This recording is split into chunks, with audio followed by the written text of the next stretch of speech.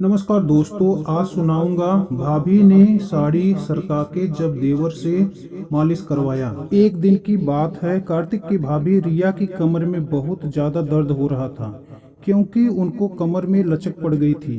कार्तिक ने रिया के बेडरूम में आया और बोला, चलिए भाभी आप लेट जाइए, मैं आपकी कमर पर बाम लगाकर हल्की मालिश कर देता हूँ ताकि आपका बचा हुआ दर्द भी ठीक हो जाए। रिया ने उसे मना करते हुए कहा, नहीं रहने दो कार्तिक, मैं खुद कर लूंगी। कार्तिक ने कहा, आप खुद से बांध तो लगा लेंगी लेकिन मालिश करना बड़ा मुश्किल होगा, मैं आपकी मदद कर देता हूँ, इससे आपको बाकी का दर्द भी ठीक हो जाएगा। यह कहकर कार्तिक कुर्सी से उठकर बेड पर रिया के पास आ गया और उसे लेटने के लिए कहा। भाभी जी बताइए कहाँ लगाना है।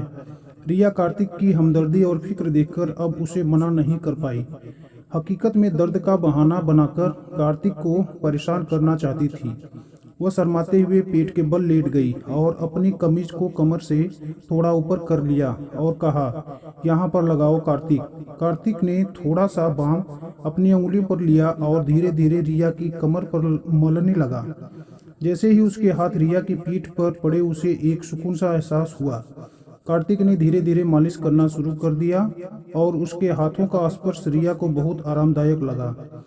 जब जब कार्तिक के हाथों की उंगलियां उसकी कमरबंद के पास आईं, रिया का दिल जोर से धड़कने लगा, लेकिन उसने खुद को संयम में रखा और कार्तिक की मदद का आभार माना। कार्तिक ने पूछा, भाभी ज्यादा दर्द कहाँ हो रहा है। रिया उस समय थोड़ी असमंजस में थी, अनजाने में जवाब दे बैठी, थोड़ा सा नीचे है। कार्तिक ने फिर से थोड़ा और नीचे बाम लगाने की कोशिश की।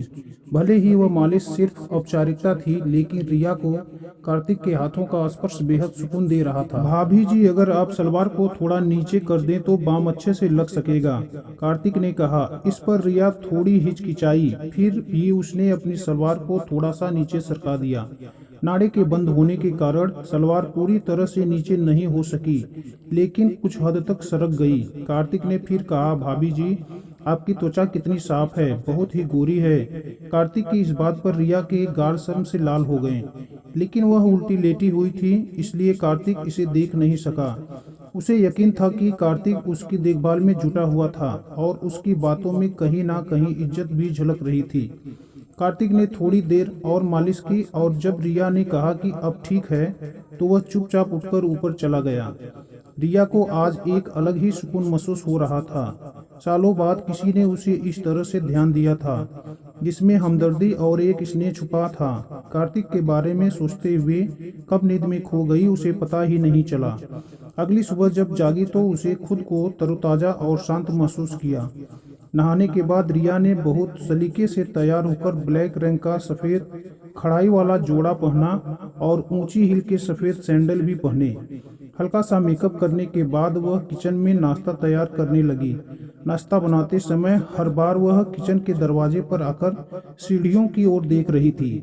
कार्तिक के काम पर जाने का समय हो गया था। जैसे ही वह नाश्ता तैयार करके बाहर आई, कार्तिक सीढ़ियों से नीचे उतर रहा था। आज तो बहुत ही बेहतर लग रही हो भाभी जी, लगता है कल की मालिश का असर हुआ, कार्तिक ने मुस्कुराते हुए कहा। उसकी नजरें रिया के लिबास और फिर पेंसिल हिल वाले सैंडल पर थी। रिया ने भी मुस्कुराते हुए जवाब दिया, असर तो हुआ, लेकिन तुझे कैसे पता। कार्तिक थोड़ा शर्माते हुए बोला, भाभी जी आज आपने हमेशा की तरह हील के सैंडल जो पहने हैं, तो मुझे लगा कि कमर का दर्द अब ठीक है। रिया ने हंसते हुए कहा, बिल्कुल सही पहचाना तूने। अब डाइनिंग टेबल पर बैठ, मैं नाश्ता लेकर आती हूँ। फिर दोनों साथ में नाश्ता करने लगे। इसी बीच कार्तिक ने रिया से पूछा, भाभी जी आप कभी साड़ी नहीं पहनती क्या। रिया ने जवाब दिया, पहनती हूँ, लेकिन बहुत कम, साल में एक दो बार, अगर कोई खास मौका हो तो। क्यों, कार्तिक ने कहा। नहीं, बस इसलिए कि मैं आपको कभी साड़ी में नहीं देखा, मेरा ख्याल है आप पर साड़ी बहुत ही खूब जमेगी। फिर कार्तिक जाते समय बोला, भाभी जी रात का खाना मैं बाहर से ही ले आऊँगा, आप बनाना मत। इस पर रिया ने मुस्कुराते हुए कहा, ठीक है। तो कार्तिक ने फिर कहा, अगर किसी और चीज़ की ज़रूरत हो तो बता दीजिए, मैं आते समय लेते आऊँगा। इस पर रिया ने कहा कि उसे किसी और चीज़ की ज़रूरत नहीं है। और फिर कार्तिक के जाने के बाद वह छोटे मोटे कामों में लग गई। इसके बाद वह ऊपर जाकर कार्तिक के कमरे को भी ठीक करने लगी। इसी दौरान रिया को उसके बेड के नीचे कुछ कपड़ा पड़ा हुआ नजर आया, तो उसने नीचे झुककर उसे बाहर निकाला तो उसकी आंखें हैरानी के मारे फटी की फटी रह गई। वह एक सफेद रंग का रेशमी अर्धवस्त्र था जो शायद किसी लड़की का है। रिया ने उसे ध्यान से देखा और समझ गई कि किसी की व्यक्तिगत चीज हो सकती है जो गलती से यहाँ रह गई। उसने तुरंत ही कपड़े को एक तरफ रख दिया और कमरे की सफाई करने लगी। इसी बीच उसे 3 दिन पहले की घटना याद आ गई। रोहन और रीना इसी कमरे में एक दूसरे के साथ थे। उसे लगा कि यह कपड़ा शायद रीना का ही होगा। रिया ने कपड़े को उठाकर देखा तो उस पर कुछ सफेद दाग नजर आए। उसे समझते समय देर नहीं लगी कि वह लोग कैसे हैं। इस दागों को देखकर वह किसी दूसरी दुनिया में खो गई।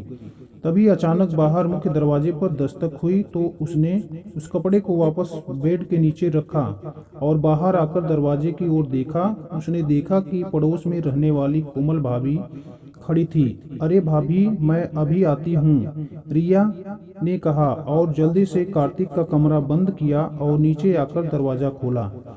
कोमल जो पड़ोस में रहती थी अपनी उम्र के 35वें दशक में थी और घर में ही ब्यूटी पार्लर चलाती थी।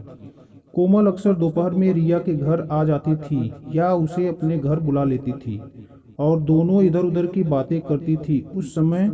उस दिन भी रिया और कोमल गली मोहल्ले की ढेर सारी बातें कर रही थी। कोमल के जाने के बाद रिया ने एक बार फिर से नहाने का मन बनाया। सुबह कार्तिक ने साड़ी का जिक्र किया था, इसलिए नहाकर उसने नीले रंग की प्रिंटेड साड़ी पहन ली और साथ में सिल्वर रंग का पेंसिल हील वाले खूबसूरत सैंडल भी पहने। कार्तिक के आने का समय भी हो चला था और वह शाम के 4 बजे आ गया। जब रिया ने दरवाजा खोला तो कार्तिक उसे बड़े गौर से देखने लगा। उसे अपनी ओर इस तरह से ध्यान से देखता हुआ रिया मुस्कुराते हुए अदा से बोली, ऐसे क्या देख रहे हो? कार्तिक मुस्कुराते हुए बोला, वाकई भाभी, आज आप इस साड़ी में बहुत ही खूबसूरत लग रही हैं। यह कहकर वह अंदर आ गया और वह साथ में रात का खाना भी लाया था।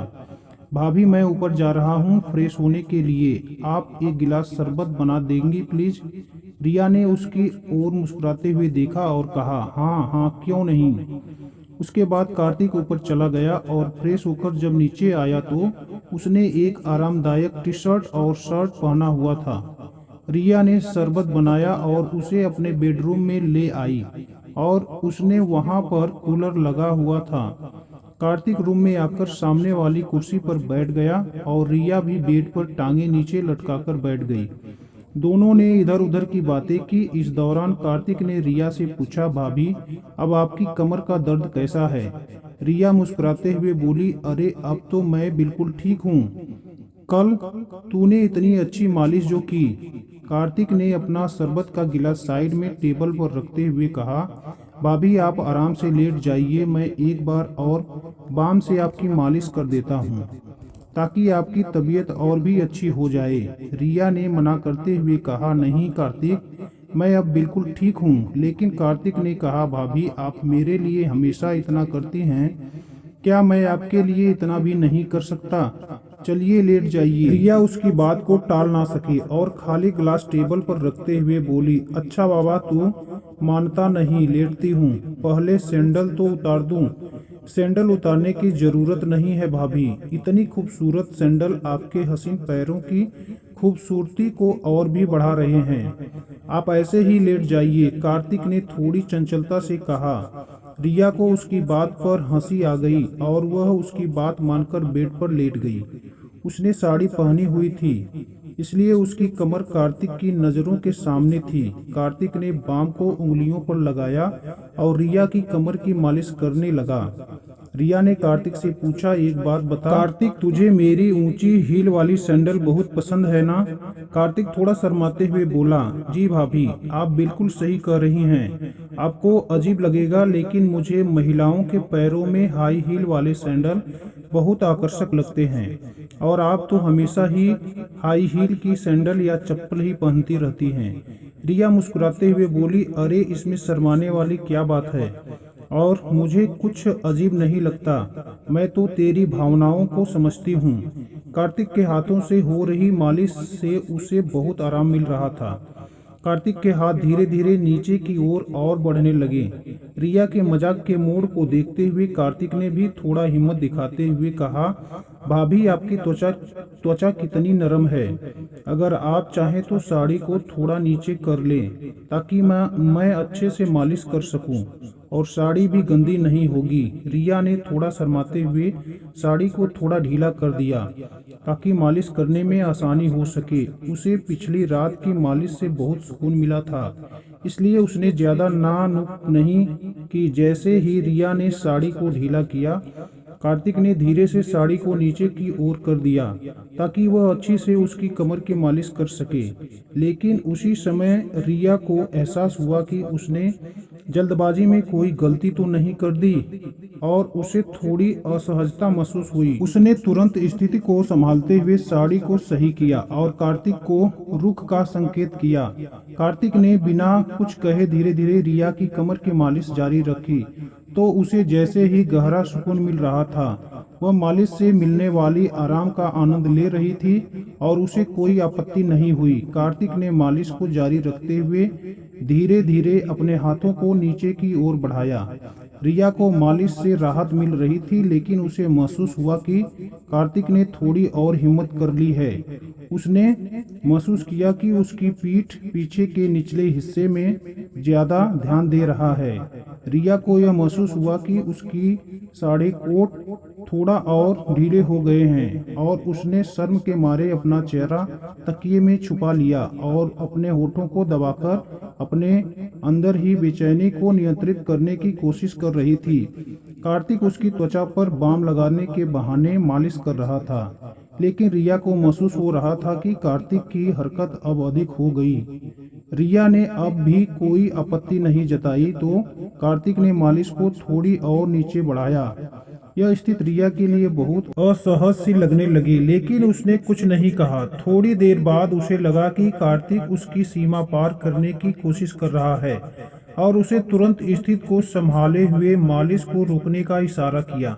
थोड़ी देर बाद जब कार्तिक ने गलती से रिया की पीठ के निचले हिस्से को छुआ, तो रिया अचानक से चौंक गई। उसे महसूस हुआ जैसे उसके शरीर में एक अजीब सी हलचल हो गई हो।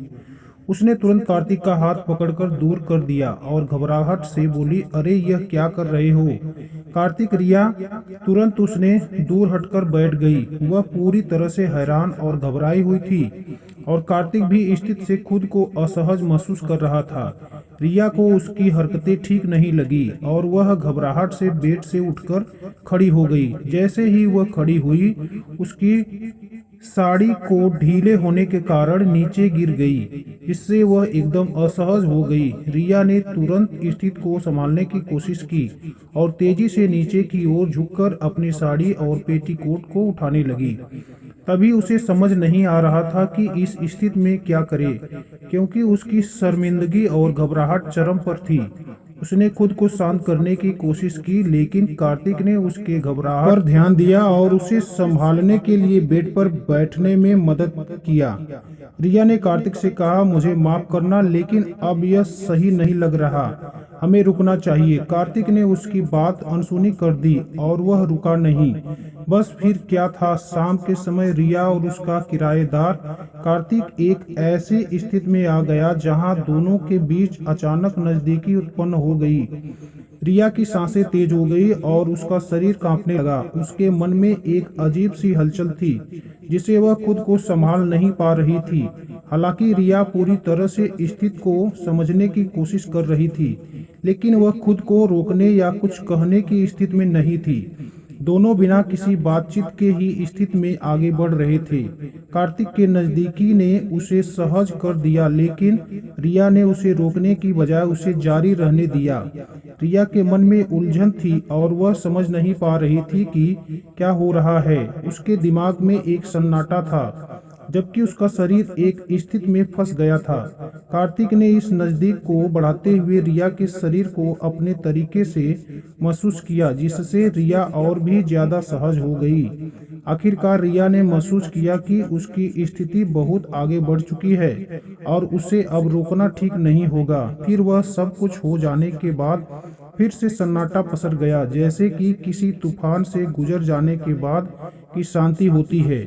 उसने तुरंत काट के पीछे हटने को कहा। रिया खुद को संभालते हुए अपनी सांसों से नियंत्रित रखने लगी। थोड़ी देर बाद कार्तिक भी सिर झुकाकर कमरे से बाहर आ गया।